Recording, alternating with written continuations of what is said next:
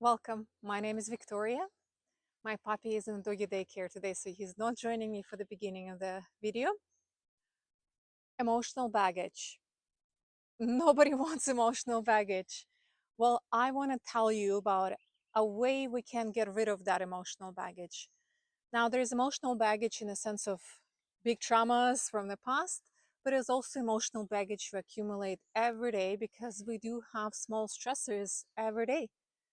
And unless you know how to get rid of that emotion, have it flow out of your body, you're gonna carry it in the next day and the next day and the day forward. I think people are divided in two camps. Some people love talking about their feelings, and some people just completely want to avoid them.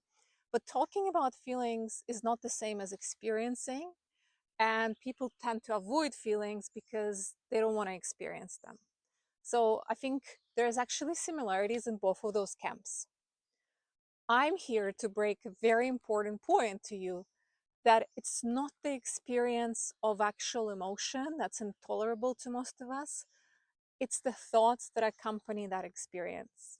So our cognition is what makes intolerable the experience intolerable. It's not our actual emotions.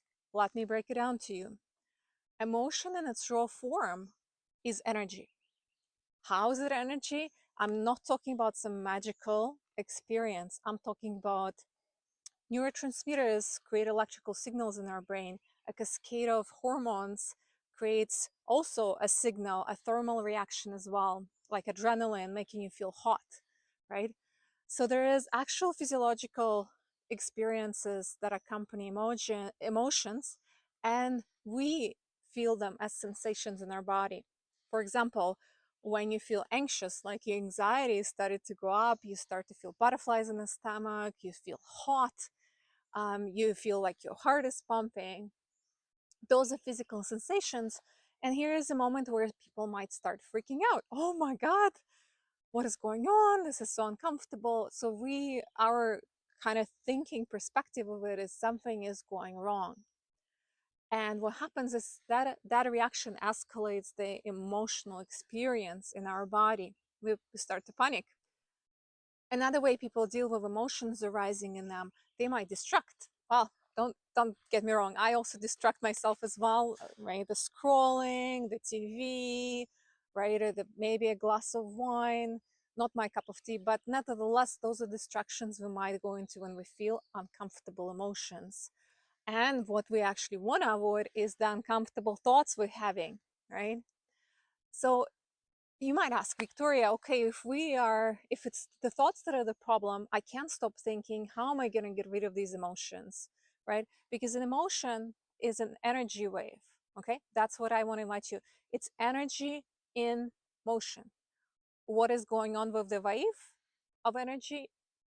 It's like a wave, it rises, crescents, and falls, right? This is the cycle it needs to complete. If we're gonna freak out, oh my God, it's happening, we're gonna arrest that wave in the middle and it's not gonna go anywhere. If we're gonna distract ourselves with TV or scrolling, again, we're arresting it, we're not allowing the full wave to complete itself. And what's the problem with that? Well, it's gonna come and bite you in your bum when you least expect. So when you're gonna try to fall asleep, that's when these emotions are gonna come, and then the accompanying thoughts. Or when you're at work and something's triggering and reminding you of this event, again, suddenly you start crying or hyperventilating. So basically, these emotions will come out not on your terms. And we want them to be on your terms, that you feel in control of that experience, and also that you do not carry it as a baggage into your next day. So I want to propose a very simple way of how we can move for this experience. So as I said, emotion, energy in motion will show up as sensations in your body. And that's what we want to turn our attention to. Rather than thinking, analyzing, this person said this, what does that mean? That analytical brain gets us into trouble because it helps us problem solve in life really well, but it does not allow for natural emotional processing take place. That mechanism has been designed in us as mammals for thousands and hundreds of thousands of years, but we are blocking it with our cognition. So a very simple way to not do that, to not block, to allow the wave to complete its cycle is to turn our attention to our bodies. So energy in motion processed in our bodies for release of that energy rather than blocking it with distraction or freaking out about it. How are we going to do that?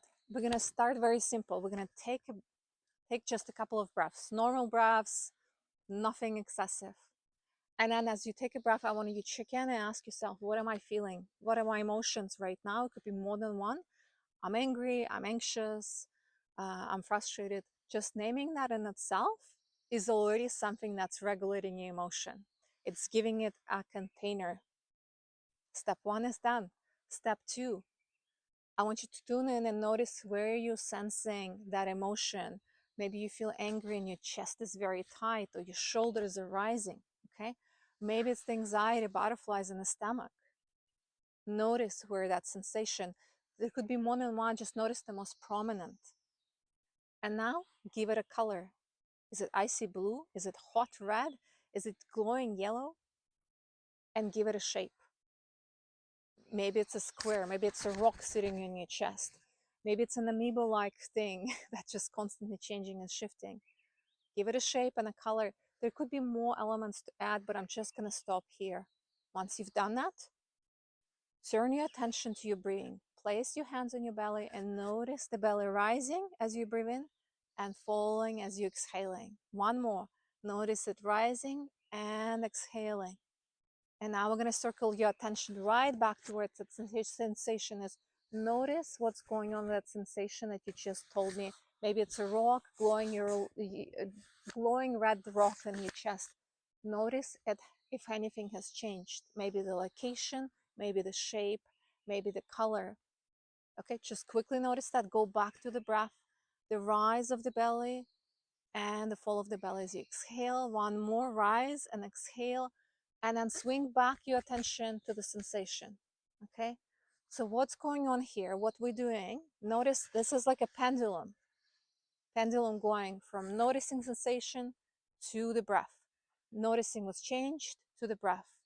What's happening, this is keeping you grounded in the moment, in the present, rather than going back to your analytical brain like a puppy that's running around and doing its thing. We are being in the moment, but not just trying not to think of anything. No, we're clearly focused. Now, as you do this pendulum, I have countless of clients who tell me, oh, it's changing, it's less intense, it's receding. And as we continue the cycle back and forth, most people in a couple of minutes find resolution where that sensation is completely basically evaporated. Because we haven't blocked, we allow that energy in motion to complete its cycle. We release that energy. It can be released in tingling and the warmth, and that's totally normal. Don't freak out about that, right? When I have clients tell me, Victoria, it's not working, it's the same. I ask them, have you been focusing on a sensation and then just on your breath, or have you noticed your mind wander like a silly puppy? But they usually tell me the latter, right? So if that's happening for you, bring yourself back, noticing color, shape, location of sensation, 2 breaths, and back, 2 breaths, until you notice the resolution. Now, if what I describe is not your cup of tea, how else can I release emotion, energy in motion, and complete that cycle? There are other ways. You can do that through movement, for dancing, allowing unrestricted movement. You can also do it from unrestricted journal writing, more like consciousness streaming, right? So not in any way trying to make it pretty or nice, but just letting it go with all the raw and swear words, everything. That's another way.